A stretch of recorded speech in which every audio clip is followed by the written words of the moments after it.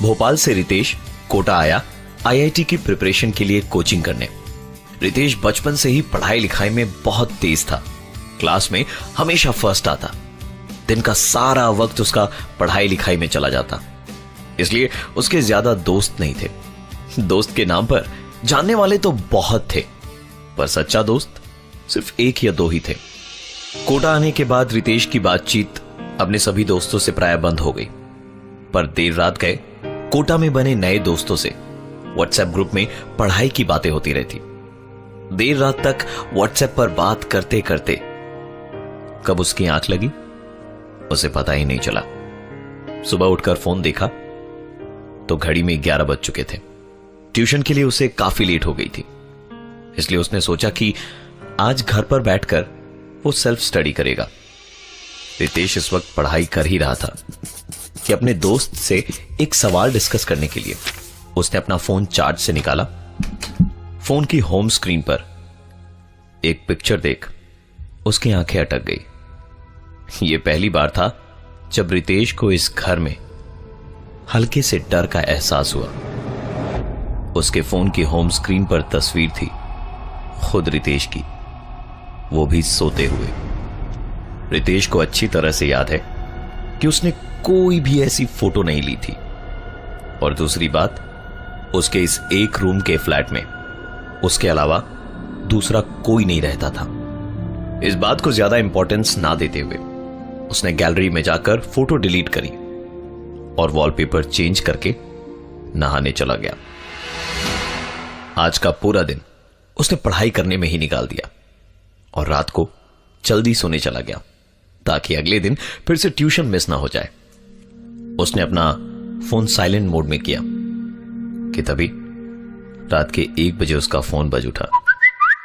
उसने आधी नींद में एक ही आंख खोलकर अपना व्हाट्सएप देखा तो ना तो कोई मैसेज था और फोन भी साइलेंट मोड में था। तो फिर यह आवाज कैसे आई? इसे अपना वहम मानकर उसने फोन साइड में रखा और सोने लगा कि तभी फिर से ना कोई मैसेज, ना कोई अपडेट, ना ही कोई नोटिफिकेशन, और फोन अभी भी साइलेंट मोड में। परेशान होकर उसने अपना फोन स्विच ऑफ किया और सोने की कोशिश करने लगा कि ठीक तभी उसके कानों के पास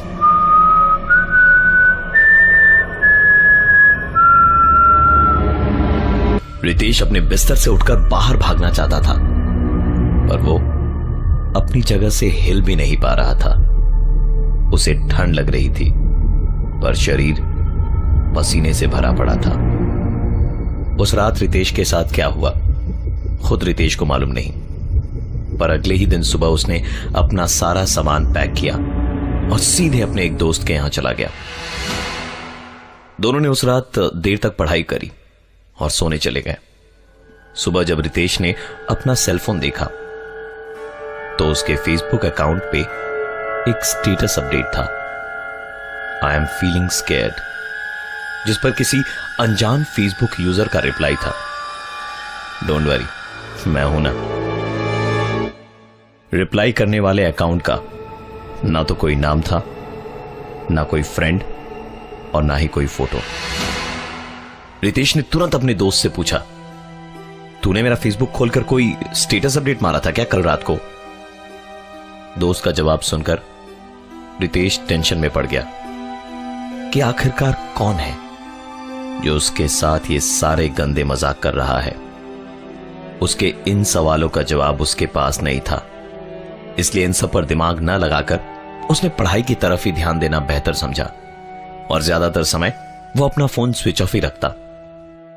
कोचिंग क्लास में बैठकर अभी वो पढ़ाई कर ही रहा था कि पॉकेट में उसका फोन वाइब्रेट हुआ। फोन निकालकर देखा तो फेसबुक पर एक मैसेज आया था, हाय मिसिंग मी। क्लास में बैठे बैठे ही रितेश ने रिप्लाई दिया, आप हैं कौन? तो उधर से रिप्लाई आया, आके बताऊं, बस 2 मिनट लगेगा मुझे आने में। न जाने रितेश को कौन सा डर सताया जा रहा था। उसने तुरंत फोन से बैटरी अलग करी और अपना फोन बैग में रख दिया। अभी एग्जैक्टली 2 मिनट ही हुए थे कि रितेश के कानों में एक बार फिर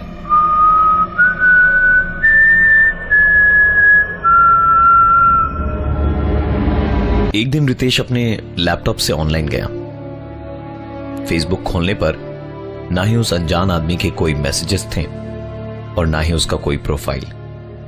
रितेश ने तुरंत अपना फोन स्विच ऑन करके जब फोन से फेसबुक चेक किया तो वो प्रोफाइल, मैसेजेस, सब कुछ वैसे का वैसे ही था। उसने तुरंत फोन स्विच ऑफ कर दिया क्योंकि हो ना हो गड़बड़ी उसके फोन में ही थी। अगले ही दिन फोन एक्सचेंज करके उसने एक नया फोन ले लिया। फोन स्विच ऑन किया तो ऑपरेटर के 4-5 मैसेजेस आए जीपीआरएस सेटिंग्स और इंटरनेट ऑफर्स को लेकर, और साथ ही एक फेसबुक का मैसेज, नया फोन मुबारक हो। उसने तुरंत अपना फोन स्विच ऑफ किया और सोचने लगा कि जो चीज उसके फोन पर होती है वो लैपटॉप पे नहीं हो रही। इसका मतलब लैपटॉप ठीक है पर फोन नहीं, और फोन चेंज करने के बाद भी अगर चीजें हो रही हैं तो इसका मतलब है फोन नहीं, सिम कार्ड में कुछ खराबी है। रितेश ने अपना फोन स्विच ऑन किया और अपने ही नंबर की डिटेल सर्च करी। पता चला कि उसका यह नंबर किसी प्रवेश का था। उसने अपना लैपटॉप ऑन करके गूगल पर Pravesh plus Kota plus engineering plus mobile number type करा तो सर्च रिजल्ट्स चौंकाने वाले थे। Young bright student ends life, succumbs to academic pressure, यह थी हेडलाइन। पूरी स्टोरी पढ़ने पर पता चला कि यह प्रवेश की सुसाइड की खबर थी, जो इंजीनियर नहीं बनना चाहता था पर मां बाप और कोचिंग का प्रेशर इतना ज्यादा था कि उसने सुसाइड कर लिया। रितेश इस खबर को पढ़ ही रहा था कि उसका फोन बजा। मैसेज फेसबुक पर था, उसी फेसबुक यूजर का। Very smart.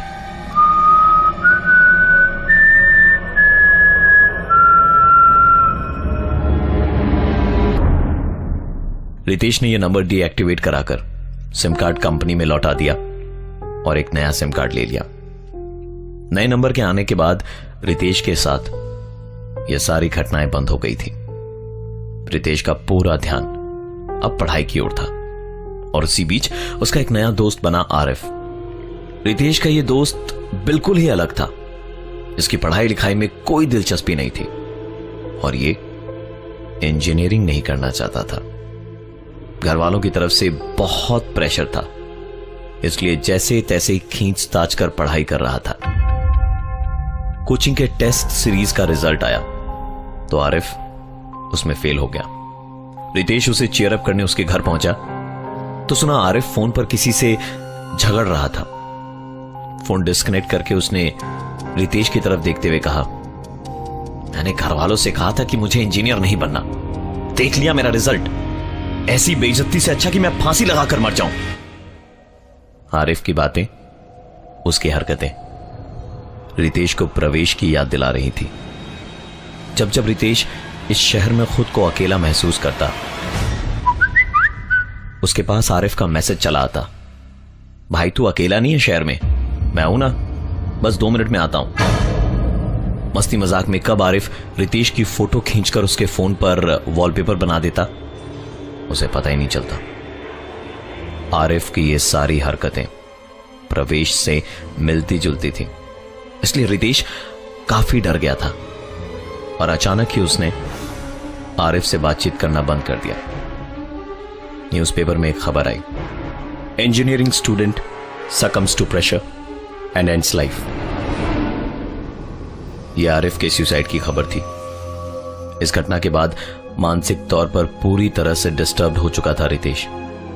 इस बार उसने घर बदला, फोन बदला, सिम कार्ड बदला, नहीं बदली तो बस एक चीज,